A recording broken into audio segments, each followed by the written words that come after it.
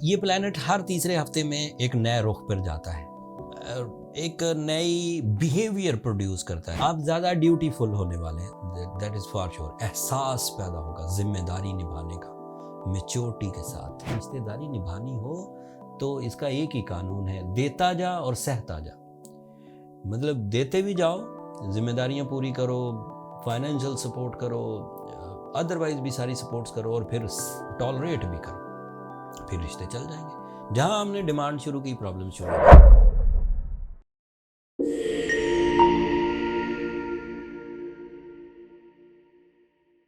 अस्सलाम वालेकुम जेमिनाइज, मैं हारिस अज़मी, प्रोफेशनल एस्ट्रोलॉजर, आपकी खिदमत में हाजिर हूँ इस हफ्ते की एस्ट्रोलॉजिकल रिसर्चेस लेकर।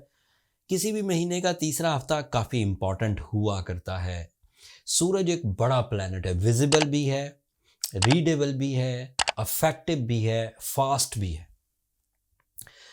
ये प्लैनेट हर तीसरे हफ्ते में एक नए रुख पर जाता है, एक नई बिहेवियर प्रोड्यूस करता है। खड़ा तो रहता है ज़मीन उसके इर्द गिर्द, और ज़मीन के लिए उसके रुख बदलते हैं। जैसे आप ही रोज़ देखते हैं, सुबह फजर में उसका बिहेवियर कुछ और होता है, दोपहर में उसका बिहेवियर कुछ और होता है, शाम में उसका बिहेवियर कुछ और है, रात में तो बिहेवियर ही बदल जाता है।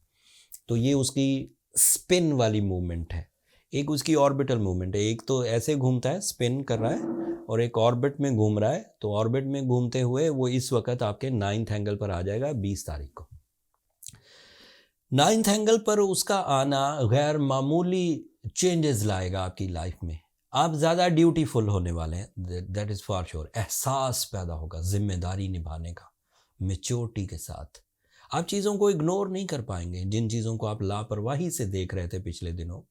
कुछ एज ग्रुप के, सभी एज ग्रुप के लोग तो कुछ तो ऑलरेडी मैच्योर हो चुके होते हैं। वो तो अपनी ड्यूटीज़ को समझते हैं, अपनी फैमिली की जिम्मेदारियों को समझते हैं, अपनी मजहबी जिम्मेदारियों को समझते हैं, अपनी सोशल जो उनकी ड्यूटीज़ हैं उन्हें समझते हैं। उनके लिए तो एक अलग तरह से फ़ायदा होगा। लेकिन कुछ लोग थोड़े लापरवाह होते हैं, अभी ऐसे एज ग्रुप में होते हैं, अपने मज़े में लगे रहते हैं। लेकिन वो इस हफ्ते से वो भी ड्यूटीफुल होने लगेंगे, ज़्यादा मैच्योर, ज़्यादा डीप थिंकर, एंड फिर अपनी पूरा जोर लगाएंगे किसी मिशन को पूरा करने के लिए। तो ये उसका एक फ़ायदा है सूरज का। उसके अभी मुझे बहुत सारे फ़ायदे गिनवाने। सूरज आपके लिए रिप्रेजेंटेटिव है फैमिली लाइफ का। ऐसे जेमिनाइज जो फैमिली की किसी हद तक कोई कंप्लेन रख रहे हैं, बहन भाइयों से नहीं बन रही उनकी, या बीवी और शौहर की आपस में कोई तसादुम चल रहा है, कोई नफ़रत पैदा हो गई है, और उनमें से कोई एक जेमिनाई है, तो 20 तारीख से वो इस झगड़े को, इस तसादुम को, इस कंप्लेन को रिमूव कर देगा by their courage, by their कॉम्प्रोमेटिव mentality, by their maturity levels. तो रिजॉल्व होंगे, रिलेशनशिप क्राइसिस रिजॉल्व होंगे। जो खाम खा के रहे ह्यूमन एरर्स, जो हमें इमोशनल डिस्टर्बेंसेस होती हैं, समटाइम कुछ नैरो माइंडनेस आ जाती है, कुछ लोग ज़्यादा ही बारीक सोचने लगते हैं। किसी ने कोई एक जुमला बोल दिया तो कई कई दिन उसे भूल नहीं पाते। एक जुमले को वो ज़्यादा रिस्पेक्ट दे देते हैं, और एक पूरे इंसान को बिल्कुल इंसल्ट कर देते हैं। ये हर किसी के अपने अपने अंदाज हैं। कुछ लोग तो बड़ी बड़ी बातों को इग्नोर करते हैं। कुछ लोग ऐसे हैं जो, मेरी ज़िंदगी में ही तजर्बात हैं कि एक एक जुमले की वजह से सेपरेशंस की प्लानिंग कर रहे होते हैं। मैं कहता हूँ आप लोग पागल हैं यार, एक जुमला किसी वक्त इंसान। अच्छा, फिर वो जो ये वाले इश्यूज़ हैं, ये होते भी जज्बाती हैं, एंड जज्बात कभी परमानेंट नहीं होते। सुबह में जज्बा और होगा, दोपहर में और होगा, शाम में और, रात के जज्बात ही डिफरेंट है। फिर सीजनल होते हैं।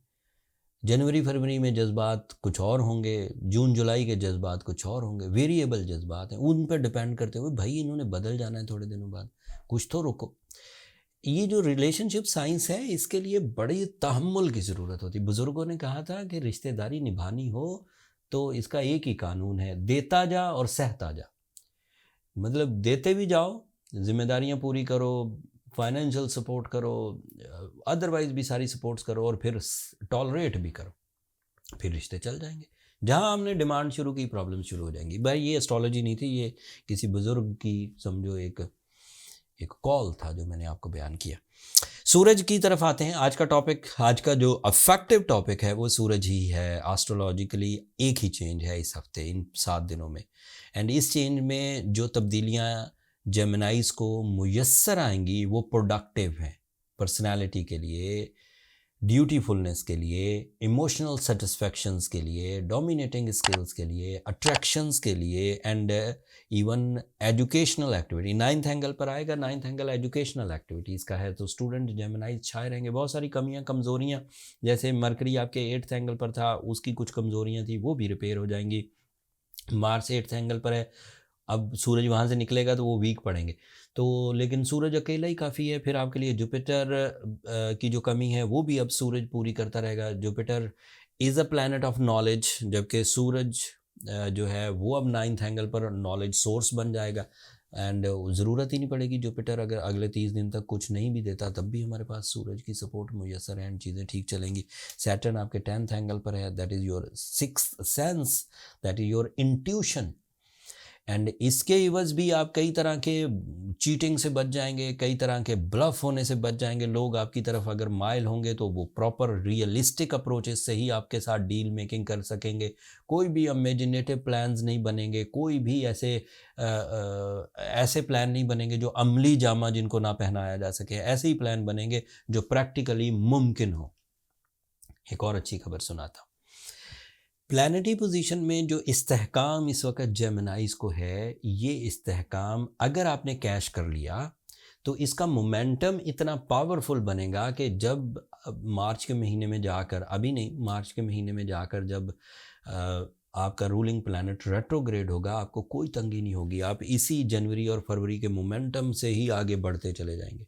फिर आगे 3 महीने पॉजिटिव आ जाएंगे, फिर मरकरी ने रेट्रोग्रेड होना है, आप फिर वो मोमेंटम सक्सेस का उसी तरह जारी रखेंगे। फिर 3 महीने बाद मरकरी, मतलब मरकरी रेट्रोग्रेड होता रहे, आपका मोमेंटम ऑफ सक्सेस चलता रहेगा। मरकरी वैसे आपके लिए इंपॉर्टेंट प्लैनेट है, आपका रूलिंग है।